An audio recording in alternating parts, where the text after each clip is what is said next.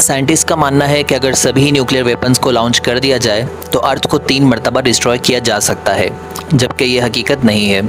आज से तकरीबन 65 मिलियन ईयर्स पहले ज़मीन पर आकर एक एस्ट्रॉयड लगा था, जिसके इम्पैक्ट से इतनी एनर्जी जनरेट हुई जो कि लाखों न्यूक्लियर बम्स के बराबर थी, लेकिन ज़मीन फिर भी तबाह नहीं हुई। अल्बर्ट आइंस्टाइन ने एक मरतबा कहा था, मैं नहीं जानता कि वर्ल्ड वॉर 3 में हम कौन सी वेपन का इस्तेमाल करेंगे, मगर मुझे यकीन है कि वर्ल्ड वॉर 4 में हम फिर से पत्थर का इस्तेमाल करेंगे, क्योंकि वो हम होंगे जो वर्ल्ड वॉर 3 में तबाह हो जाएंगे। ये दुनिया तबाह नहीं होगी। हम हमेशा न्यूक्लियर वेपन को as a trump card use करते हैं और इन्हें बहुत कीमती समझते हैं। ये सोचते हैं कि एक बड़ा सा मशरूम क्लाउड इन तमाम मसाइल को हल कर देगा, पर हम ये देखते हैं कि हिरोशिमा और नागासाकी में भी 1 साल बाद फिर से प्लांट उगाते हैं।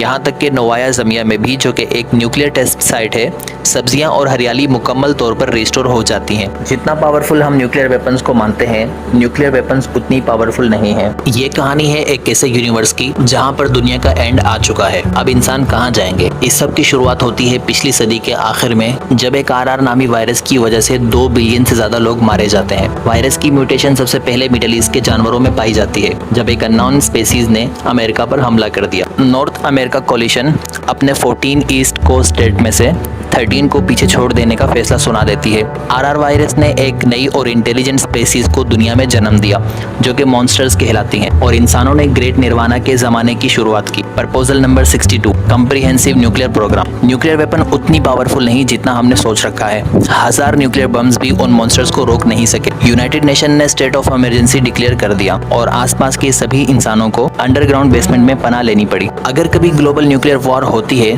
तो इंसान इस दुनिया से तकरीबन ख़त्म ही हो जाएंगे। ग्रेट निर्वाणा में इंसानों ने सर्वाइव कर लिया। चाहे बहुत सारे ममालिक मॉन्स्टर्स के कब्जे में आ चुके थे, लेकिन मिलिट्री स्ट्रेंथ, टेक्नोलॉजी और हमारी इनडोमिटेबल विल पावर और हौसले के साथ 5 बड़ी कंट्रीज ने सर्वाइव कर लिया और एक एलियंस फॉर्म की, जिसे अर्थ एलियंस का नाम दिया, और 23 मुख्तलिफ इलाकों में अपने अपने बेस बना लिए, जहाँ इंसान हमेशा मौजूद रहते हैं इंसानों की हिफाजत करने के लिए। इंसानों के सर्वाइव करने की सबसे बड़ी और अहम वजह वॉरियर्स थे, जिन्होंने मिलकर मॉन्स्टर्स का मुकाबला किया और बचे हुए इंसानों की हिफाजत की। कहानी की शुरुआत में हमारा हीरो लूफंग एक फाइटर जेट से जंप करता है और कुछ उड़ते हुए मॉन्स्टर्स को मार गिराता है, और फिर एक बड़े से ड्रैगन जैसे उड़ते हुए मॉन्स्टर से फाइट करते हुए दिखाई देता है। असल में ये कहानी 5 साल पहले शुरू होती है, जहाँ लूफंग साइकिल पर एक टूटे हुए ब्रिज से गुजरते हुए दिखाई देता है। लूफंग अक्सर इस जगह आया करता है। यहाँ से इसे एक पावरफुल वॉरियर बनने के लिए मोटिवेशन मिलती है, और एक पावरफुल वॉरियर बनना ही लूफंग का हमेशा से ड्रीम होता है। लूफंग का दोस्त मैक्स वहाँ पहले से मौजूद होता है। मैक्स कहता है कि ये दुनिया ग्रेट निर्वाणा से पहले बहुत ही खूबसूरत थी, जिस पर लूफंग कहता है, तुम सही कह रहे हो, ग्रेट निर्वाणा से पहले ये दुनिया खत्म ही होने वाली थी। बड़ी मुश्किल से 5 कंट्रीज की बनाई हुई अर्थ एलियंस बची और इस तरह से एक नई सिविलाइजेशन की इब्तिदा हुई। मैक्स कहता है कि उन हीरोज की ही मेहरबानी है कि जिनकी वजह से आज हम जिंदा हैं। उन हीरोज को वॉरियर्स कहा जाता है, जिस पर लूफंग कहता है, पुरानी वर्ल्ड को सिर्फ पावरफुल वॉरियर्स ही एक्सप्लोर कर सकते हैं। तुम देखना कि मैं एक दिन बहुत पावरफुल वॉरियर बनूंगा। मैक्स कहता है, तुम काफी टैलेंटेड और मेहनती हो, तुम जरूर एक दिन अपना गोल अचीव कर लोगे। लूफंग एक हाई स्कूल स्टूडेंट होता है और नेक्स्ट ईयर कॉलेज के एंट्रेंस एग्जाम को पास करके मिलिट्री को ज्वाइन करना चाहता है, क्योंकि वो फाइनेंशियली इतने मालदार नहीं होते कि वो एक वॉरियर बनने की फीस को पे कर सके। तो बेस्ट ऑप्शन ये होता है कि वो मिलिट्री ज्वाइन करके वॉरियर बने। ये आपस में बात कर ही रहे होते हैं कि लूफंग आसमान में कुछ उड़ता हुआ नोटिस करता है और मैक्स से पूछता है कि क्या तुमने किसी मॉन्स्टर्स को उड़ते हुए देखा? तो मैक्स कहता है कि तुम्हें गलतफहमी हुई है, क्योंकि ग्रेट निर्वाणा के बाद चारों तरफ एनर्जी की शील्ड्स लगाई हुई हैं। एनर्जी शील्ड और कैनन से बचकर कोई भी मॉन्स्टर शहर की तरफ नहीं जा सकता, और फिर वो दोनों ब्रिज से शहर की तरफ वापस जाने लगते हैं। इतने में मिलिट्री में हाई अलर्ट अलार्म बजने लगते हैं, जो एक खतरे की निशानी होती है, और फिर एक मिलिट्री चीफ आता है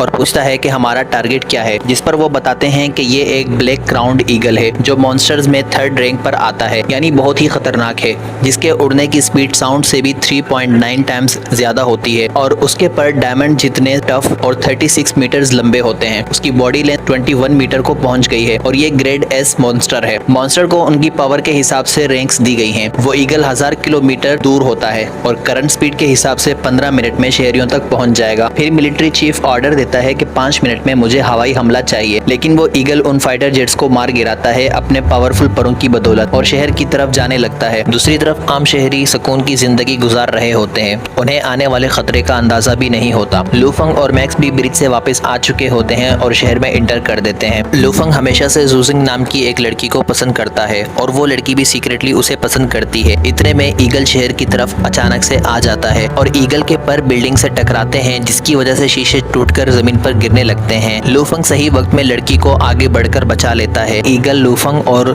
जूजिन के ऊपर अपने पर से अटैक कर देता है। अगर ये अटैक उन दोनों को लग जाता तो वो उससे नहीं बच पाते, पर अचानक से एक वॉरियर एंट्री करता है और उस अटैक को अपनी वेपन के जरिए से रोक देता है और फिर उसके बाद वो वॉरियर उस ईगल के साथ फाइट करते हुए आसमान की तरफ चला जाता है। बहुत ही जल्दी और आसानी से वो वॉरियर उस ईगल को डिफीट दे देता है। ईगल की लाश आकर नीचे जमीन पर गिरती है। लूफंग और भी ज्यादा इम्प्रेस हो जाता है और सब लोग खुश हो जाते हैं। मिलिट्री वाले भी सुकून का सांस लेते हैं। लूफंग भी इंस्पायर हो जाता है और लड़की भी लूफंग को देखकर समझ जाती है कि वो इस वक्त क्या सोच रहा होगा, क्योंकि सब जानते हैं कि लूफंग का हमेशा से ही ड्रीम है कि वो एक पावरफुल वॉरियर बनना चाहता है। और इस तरह से यहाँ पहली एपिसोड एंड हो जाती है। आगे इस कहानी में दिखाया जाएगा कि लूफंग अपनी इस जर्नी को कैसे स्टार्ट करता है और कैसे एक पावरफुल वॉरियर बनके ह्यूमैनिटी को ये प्रोटेक्ट करेगा। अगर दोस्तों आपको ये स्टोरी इंटरेस्टिंग लगी और आप आगे की कहानी जानना चाहते हैं तो स्क्रीन पर आपको पार्ट 2 दिखाई दे रहा होगा और मैंने इसकी एक प्लेलिस्ट बना रखी है। आप उस प्लेलिस्ट के अंदर जाके इसके सारे एपिसोड्स को वहाँ पे ढूंढ सकते हैं। तो फिर मिलते हैं नेक्स्ट वीडियो में।